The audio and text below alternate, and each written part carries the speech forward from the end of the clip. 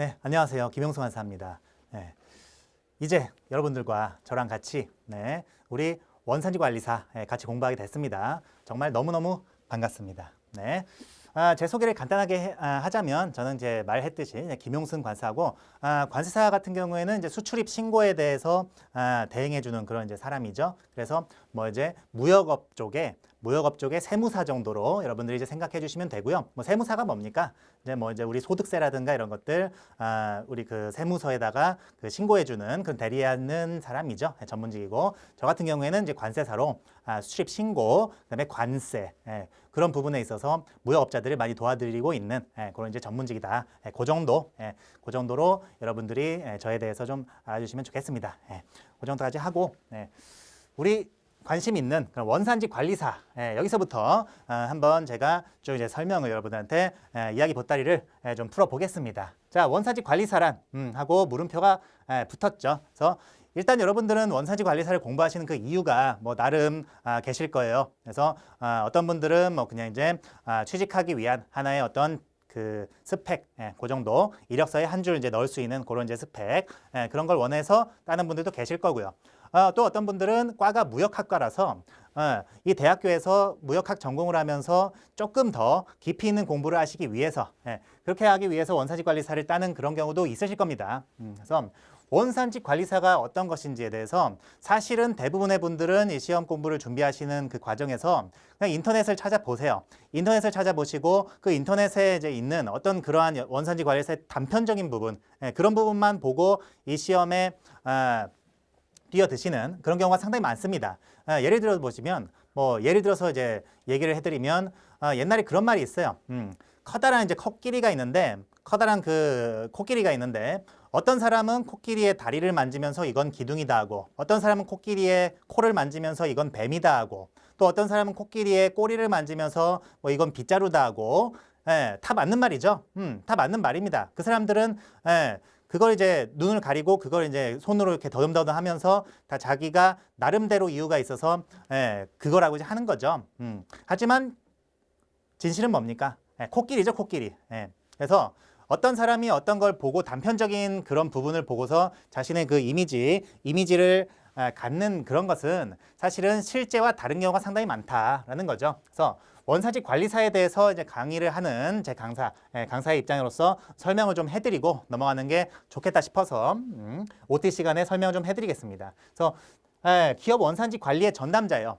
원산지 관리가 뭐냐면 원산지에 대해서 모르시는 분은 없을 겁니다. Made in 하고 뭐 USA, Made in Korea 뭐 이런 식으로 찍혀 나오는 게 원산지인데 단순하게 물건 그 뒷면에 보시게 되면 Made in 뭐 코리아, 메이드 인 뭐 USA 이걸 관리한다는 게 아니라 원산지 관리는 우리 그 FTA 특혜 관세에서 원래 그 관세율이 한 50%, 뭐 30% 이렇게 고율의 관세율을 매기던 것을 FTA에 체결된다면 이거를 점점 다운을 시키고요.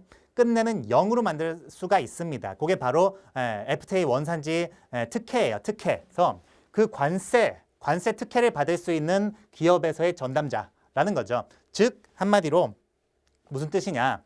기업에서 세금을 담당할 수 있는 우리 기업에서 무역업체에서 관세에 관한 세금 부분을 담당할 수 있는 그런 능력을 갖춘 사람이다라는 거죠. 그래서 원산지 관리에 대한 전담자가 될 수가 있겠다. 그래서 우리가 원산지 그 관리사를 계속 공부를 하시다 보면 이게 법률에 나옵니다. 법률에 규정되어 있는 전담자예요. 그래서 상당히 법적 안정성 또한 가지고 있겠다라는 거죠. 그 다음에 원산지 자율증명 및 사후관리자입니다. 관리자. 지금 여기 전담자에서 쭉 내려오고 있는 건데 원산지 자율증명. 우리 그 원산지 관리사가 되시면 원산지 증명서를 자율적으로 이제 기업이 발급할 때 그 발급 주체가 될 수 있어요. 그러니까 여러분들이 원산지 증명서를 만들고요. 거기에다가 여러분들의 사인을 넣어서 이 문서를 갖다가 우리 회사의 공적인 문서로 활용할 수 있겠다라는 거죠. 그리고 이제 사후 관리자. 뭔가 이제 문제가 터지게 되면 이 사후 관리, 어떤 문제에 대한 사후적인 보완책 이런 것들을 관리해 줄 수 있는 그러한 위치의 직책에 오르게 되겠다라는 겁니다. 원산지 관리사가 있으면 뭐 원산지 관리사 자격증 하나만 가지고 이 모든 것들을 기업에 입사해서 단시간에 할 수 있는 건 아니에요. 사실상. 하지만 이런 것들을 하려면 원산지 관리사라는 자격증이 상당히 도움이 많이 되고 기업 입장에서도 기왕이면 다운치마라고 이런 것들을 잘 아는 사람에게 그 직책을 맡길 가능성이 상당히 많다는 겁니다. 그 다음에 FTA 특혜 관세 혜택에 대해서 자문까지도 할 수 있는 그런 이제 능력이 배양이 되십니다. 그래서 이 FTA 특혜 관세 혜택은 우리가 그 3과목이 상당히 중요해요. 3과목이 그 원산지 결정 기준인데 3과목 저랑 같이 공부하실 겁니다. 그래서 이 3과목에서 FTA 특혜 관세를 받을 수 있는 어떤 그러한 요건들 상당히 복잡해요. 그게 일반인들은 쉽게 접근할 수 없는 어떤 그 마의 영역입니다. 사실은. 그래서 이 3과목에서 이런 것들을 충분히 배우시고 여러분들이 자격증을 따시기 때문에 그런 자문까지도 가능하시겠다라는 거죠.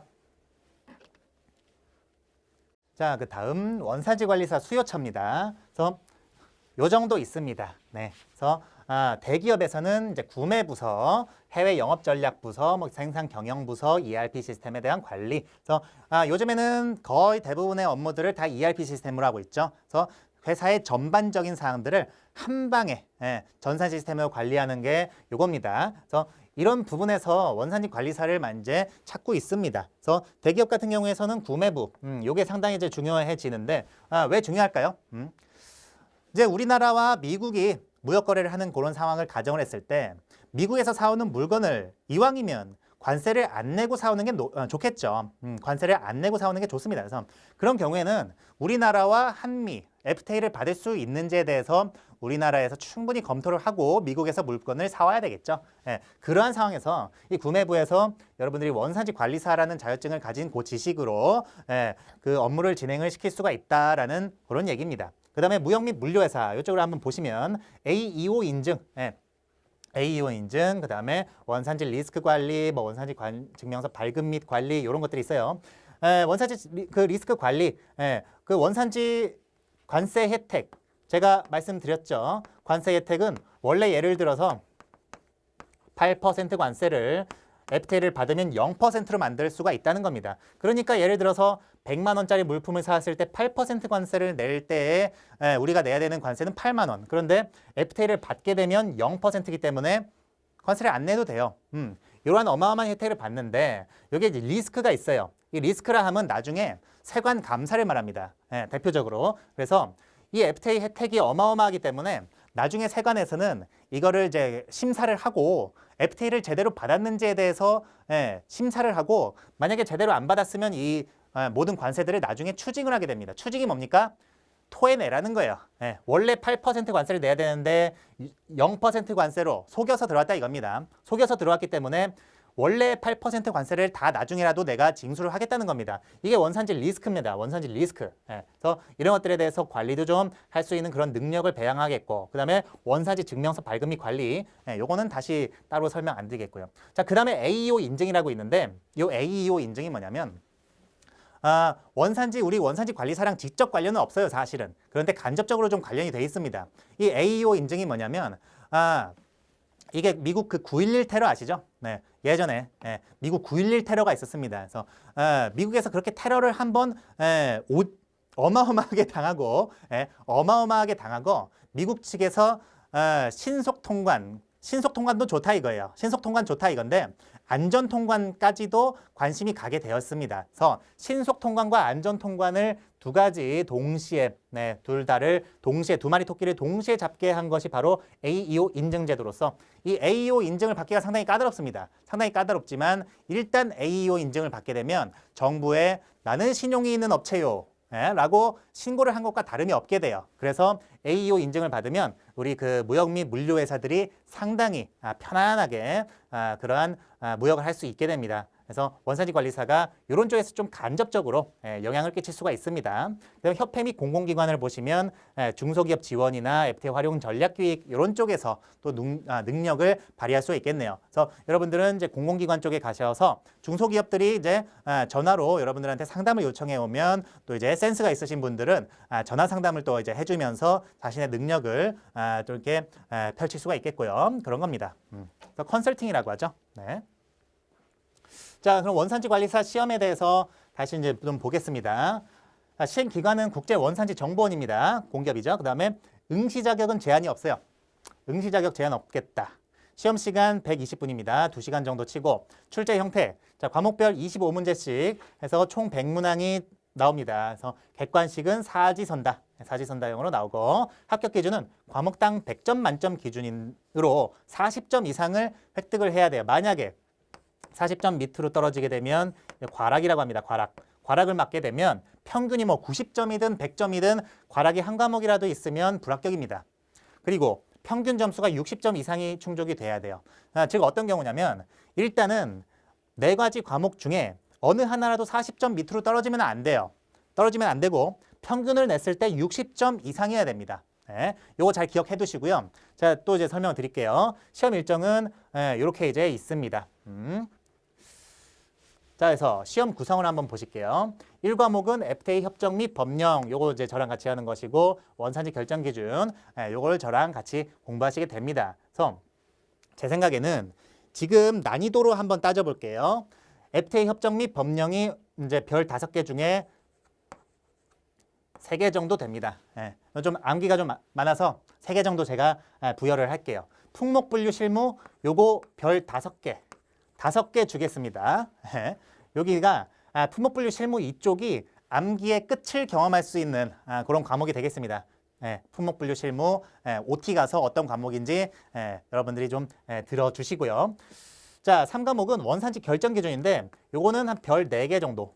사람에 따라서는 별 4개, 별 3개 반 정도 요 정도 난이도로 여러분들이 느끼실 수가 있어요. 그래서 원산지 결정 기준 요거는 이해가 상당히 중요하고요. 품목분류 실무 요쪽은 암기가 상당히 중요합니다. 그래서 이 2과목, 3과목이 서로 이렇게 상당히 이제 충돌하듯이 상당히 대비가 되어 있어요. 그래서 원산지 결정 기준은 요거는 공부하시면서 재미있을 수도 있습니다.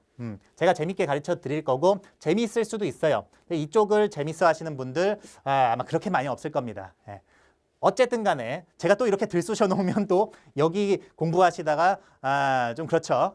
하지만 여기도 뭐 상당히 이제 생소하긴 생소해요. 생소하긴 생소한데 이제 또 여러분들이 공부를 하시다 보면 이렇구나라고 감을 또 잡게 되면 그때부터는 또 어려움이 없는 과목인데 그 감을 잡기까지가 좀 어렵죠. 어쨌든 간에 원산지 결정 기준 요거는 재미를 좀 추구할 수 있는 그런 과목이 되시겠다. 이해 과목이라서. 그다음에 수출입 통관 실무 요쪽은 요쪽 또한 별 3개 정도 제가 부여를 하겠습니다. 그래서 자, 이렇게 하게 되면 딱 감이 오시죠. 지금 1과목이랑 4과목에서 점수를 획득을 하고 점수를 여기서 획득을 하고 지금 2과목이나 3과목에서는 과락을 면하자. 라는 게 기본적인 시험의 전략이 될 겁니다. 그래서 여러분들은 1과목, 4과목은 점수 따는 과목, 그다음에 2과목, 3과목은 과락을 면하는 과목 이렇게 감을 잡고 들어가시면 되겠네요. 자, 그러면 이제 원산지 관리사 1과목 설명을 좀 해드리겠습니다.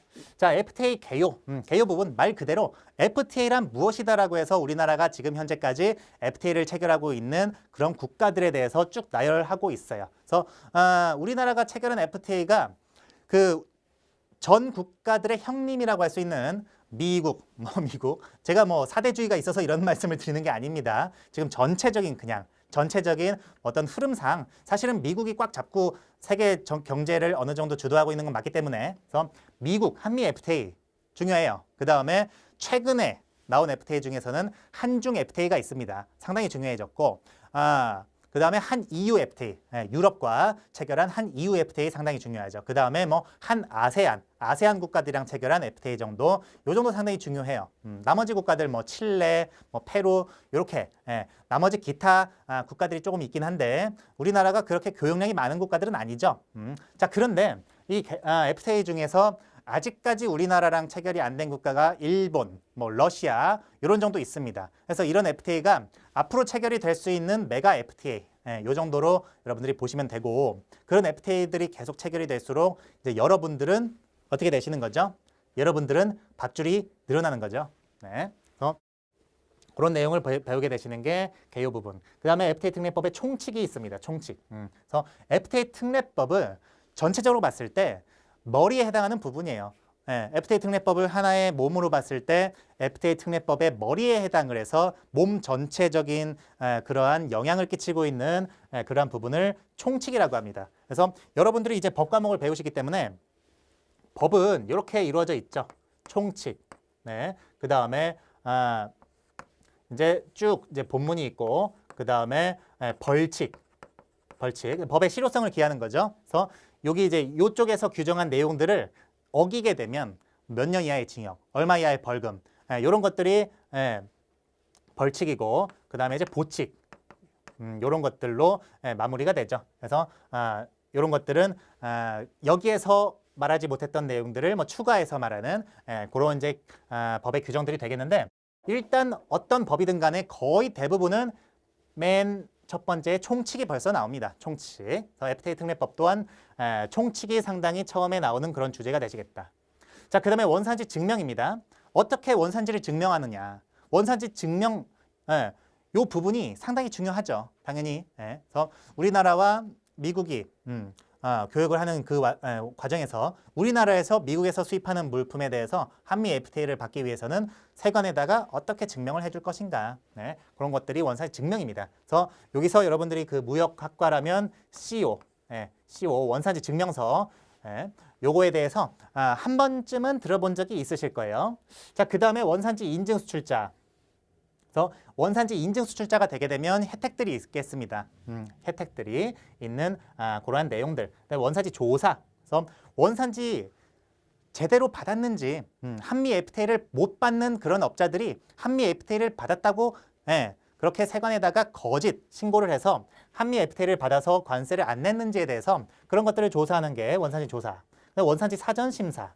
이 원산지 사전 심사는 원산지 제도 자체가 워낙에 법률적인 그런 이제 규정들이 많다 보니까 그런 것들을 사전에 심사해서 받을 수 있는지에 대해서 없는지에 대해서 판단해 주는 것, 그게 바로 사전 심사 제도가 되시겠습니다.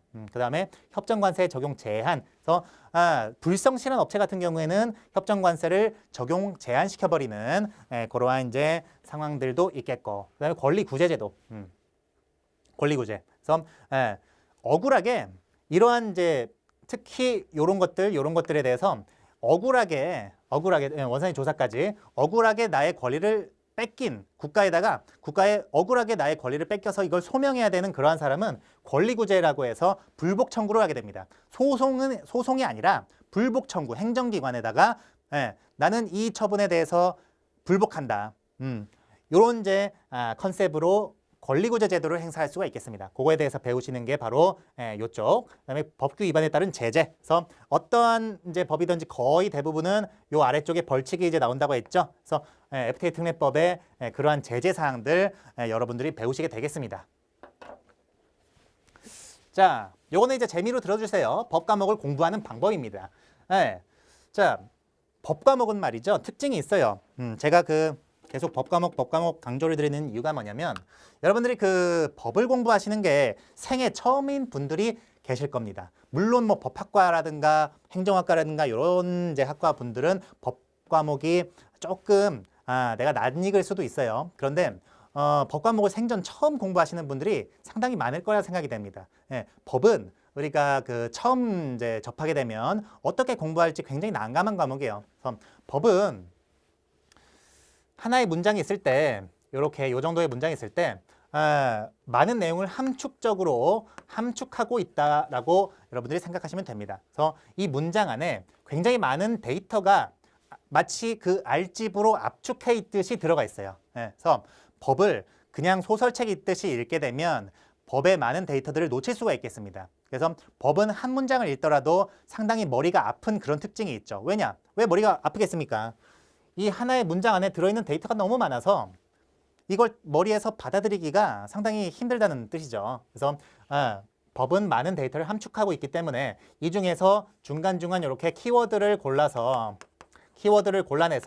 이 키워드가 뭐겠습니까? 시험에 자주 나오는 단어가 되겠죠. 그래서 이러한 단어들을 강사가 찝어주는 게 상당히 필요하다. 그래서 제가 강의를 할 때 여러분들한테 이런 것들에 대해서 많이 이제 얘기를 해드릴 것이고, 지금 여기에서 나온 것은 한번 보세요.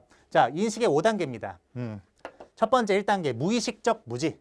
내가 모르고 있는 것도 모른다. 라는 뜻이죠. 그래서 뭐 운전으로 예를 들어 보실까요? 운전으로. 운전을 딱 예를 들어 보실게요. 자, 그러면 운전을 아예 그냥 못하는 사람. 운전을 아예 못하는 사람은 운전에 대해서 아예 아무 감각도 없습니다. 그렇죠? 그래서 이 운전이 어려운지 쉬운지도 몰라요. 내가 굴삭기를 조종을 할 수 있는지, 내가 뭐 다른 차를 조종을 할 수 있는지, 나 조금 배우면 잘 하겠지? 어려울까? 이런 생각들. 내가 무엇을 모르는지도 모르는 상황. 그게 바로 무의식적 무지죠. 그 다음에 의식적 무지는 뭐냐면 내가 모른다는 사실 자체는 깨닫고 있는 상태. 그게 바로 의식적 무지. 그래서 공부를 하시게 되면 이런 단계들은 일단은 건너뛰셔야겠죠. 3단계부터 보시면 의식적 유능. 내가 의식적으로 무언가를 했을 때 능력을 발휘할 수 있는 그런 상태입니다. 운전으로 다시 예를 들어 보시면 초보 운전자들이 요때는 깜빡이 켜고 저쪽으로 가야지. 요때는 좌회전이니까 내가 핸들을 이렇게 꺾어야지. 브레이크 왼쪽이다. 뭐 엑셀 오른쪽이다. 이런 것들을 의식적으로 하는 단계가 요 단계죠. 근데 무의식적 유능은 뭐냐면 이렇게 이제 숙달이 돼서 의식하지 않아도 내 몸이 알아서 이제 움직이는 그런 단계가 바로 무의식적 유능이고 마지막 5단계가 타인 전파입니다. 그래서 저처럼 여러분들한테 이렇게 여러분들이 이해를 할 수 있도록 전파까지 했을 수 있는 단계가 5단계라고 봤을 때 우리가 시험에 합격하기 위해서는 요 단계 정도까지는 가져야 되는데 요 단계는 사실은 엄청나게 많은 그런 노력과 숙달이 필요하겠죠. 그래서 요 단계에서 풀 수 있는 문제가 한 이제 30% 많이 봐서 30% 정도 되고요. 요런 단계에서 풀 수 있는 문제가 이제 한 60% 정도 되고 아예 그냥 몰라요. 문제를 봐도 모르겠다는 그런 이제 어려운 문제, 그런 문제가 한 10% 정도 되는 이런 상황, 이런 상황에서 여러분들이 합격을 좀 하실 수가 있을 겁니다. 그럼 재미로 한번 이제 들어주시고요. 그러니까 무슨 말입니까? 한 30% 정도 되는 쉬운 문제는 그냥 생각 안 하고 여러분들이 한 3초 만에 답을 찍어낼 수 있는 그런 문제가 한 30% 정도 되면 된다. 그리고 내가 좀 생각을 해서 한 이제 10초 이상 생각을 해서 풀어야 되는 그런 문제가 한 60% 정도 된다. 10초에서 한 1분 정도 그 사이에 이제 풀면 되겠죠. 그런 문제들이 한 60% 정도 되면 합격을 하시겠고 한 10% 문제 정도는 그냥 틀리라고 낸 문제다. 그래서 이런 문제는 좀 제끼더라도 이렇게 이제 풀 수 있는 문제가 이 정도 비율이 되면 여러분들이 합격하시는데 크게 지장은 없을 겁니다. 그렇게 제가 만들어 드릴 거고요. 자, 학습 중요 순위를 한번 보실게요. 2장은 FTA 특례법 총칙. 요게 제일 중요해요. 요게 제일 중요하고 책에도 나와 있습니다. 어차피 이거 책에도 나와 있기 때문에 뭐 필기까지 할 필요 없고요. 요게 제일 중요하고 그다음에 3장이 원산지 증명제도. 그래서 원산지 증명서. 요걸 가지고 다루는 게 요 3장이다. 그다음에 나머지는 요런 순서로 좀 중요하시겠습니다. 나머지. 그래서 요 순서도 참고적으로 알아두시면 됩니다. 그래서 제일 중요한 게 요거다. FTA 특례법 총칙. 그래서 여기서 시험 문제가 굉장히 자주 나온다라는 겁니다. 그래서 요 이제 학습 중요 순위는 진짜 이 어떤 이제 이 FTA 특례법의 학문적인 학술적인 목적상 중요한 게 아니라 여러분들이 시험에 합격하시는데 중요한 실질적인 문제로 중요한 그런 이제 순위가 되시겠다라고 보시면 되죠.